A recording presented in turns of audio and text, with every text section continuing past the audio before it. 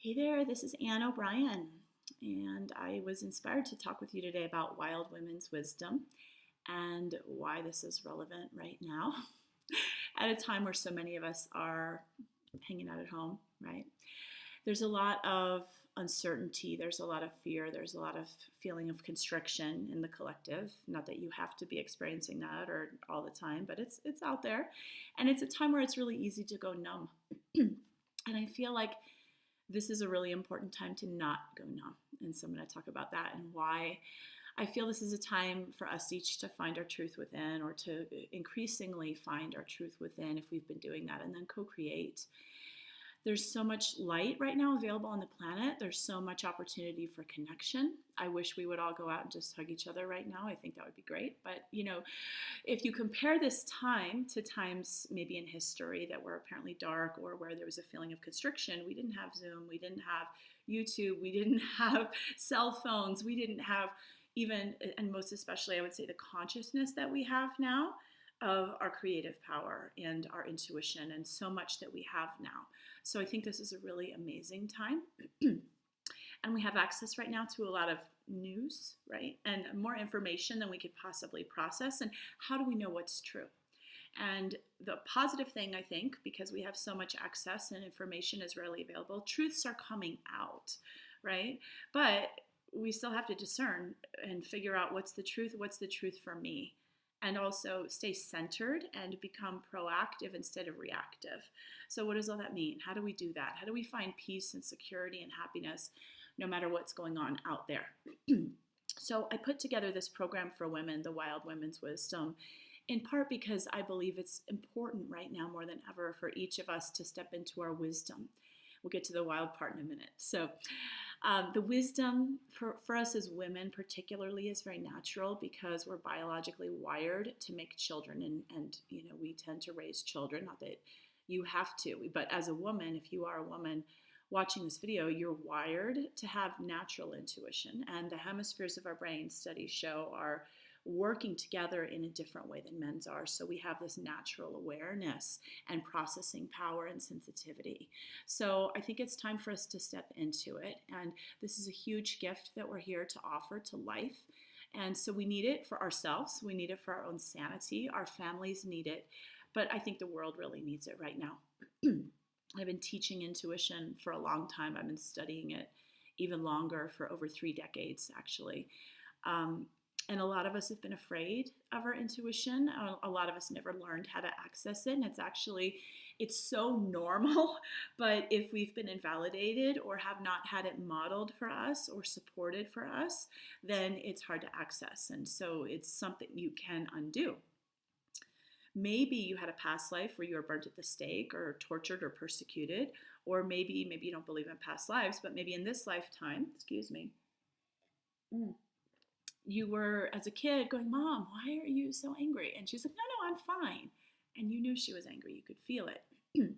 Or maybe you were told, "Oh, your imaginary friend is just your imaginary friend that's not real," or "There's no monster under the bed." Maybe you could see ghosts, or you had a spirit guide that you could talk to, or you could talk to your ancestors. And your family was like, "Whoa, you're just making that up."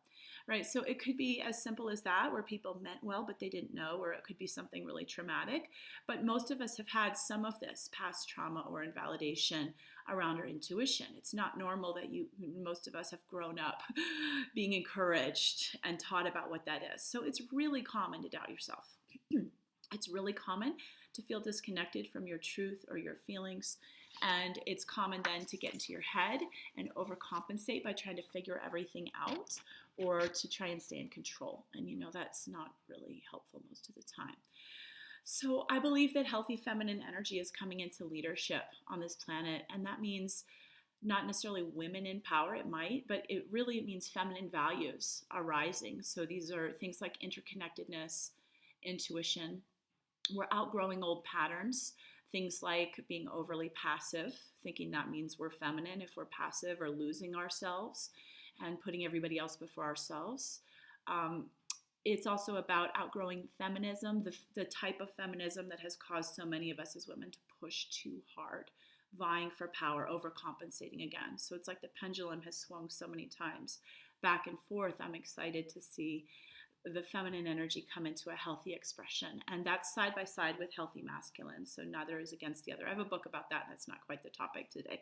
But look my name up on Amazon if you want to find my book, A Woman's Guide to Conscious Love. Talks about feminine and masculine. Okay, so we're going to talk about the healthy feminine and what that is. And I specify healthy feminine because, yeah, the feminine has had many unhealthy expressions, as has the masculine. We've each had wounds. We've each had programs that we've culturally agreed to that just don't serve people, and we're outgrowing them. So for the feminine, these are things like neediness, manipulation, being out of control, being catty, being overly caretaking. And so in this Wild Women's Wisdom program that I'll be offering, it starts Monday, by the way, we will be doing practices to release these wounds, programs, and unhelpful tendencies, along with our agreements to allow these patterns into our life. So you might notice these patterns not only in yourself, but in your mother, your friends, your grandmother, coworkers, people in your world. So how do we change in the collective? So we're going to talk about the wild woman part, and I know that stirs up a lot of ideas, and if that gets people's attention, I'm okay with that because it gets people in the door, right? And to me, the important piece of coming into our wild feminine is really, it's about coming into our innocence and remembering that we are a part of nature. As humans, we are creatures of nature, and if you look at Mother Nature, the feminine is not passive. She is very dynamic, and at the same time, she's not crazy. She's not flying off the handle. She's actually appropriately responsive, and that makes her very dynamic and wild, but it's in a trustable way. She's wild in a trustable way because she's responding. The tides get big because of the moon. We can count on that. But it's big and it's exciting, but it's not passive, right? So there's all these parts of ourselves as women that we have often stamped out, whether it's been pushing for power, whether it's been overly caretaking, whether it's been afraid of this power or others afraid of this power. But I think now is an important time to remember that we are wild, we're creative, and we're responsive in our makeup, and that's our gift to life. Because if something gets off balance and we respond, that is the healing, that is the gift, that is leadership. So in the face of this social lockdown, our life force is what's going to cause not only a recovery for society, but it's going to cause a breakthrough. So the more of us awaken to our life force, the more of us awaken to our intuition, our wisdom, and our dynamic, wild, expressive, and responsive side that is accurately responding in the moment, that is fresh and clean and innocent, the world, I think, could become a very amazing place. So what excites you? What inspires you?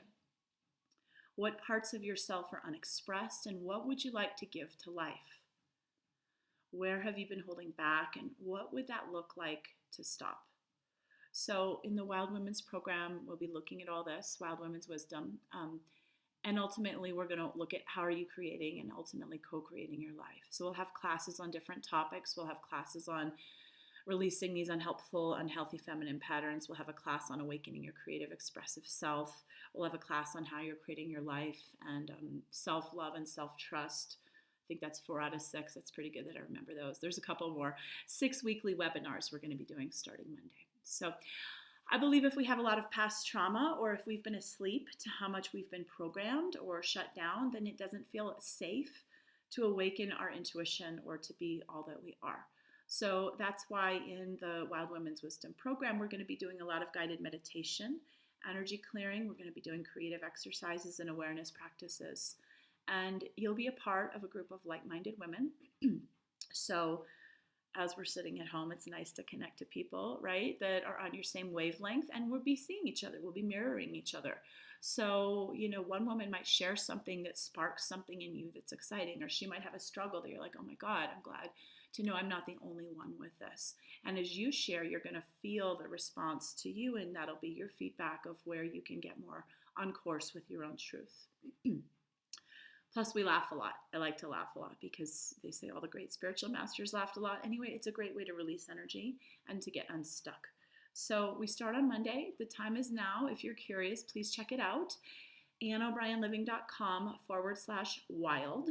And you can learn about the class. You can sign up there. Please share with your friends. AnneO'Brienliving.com/wild.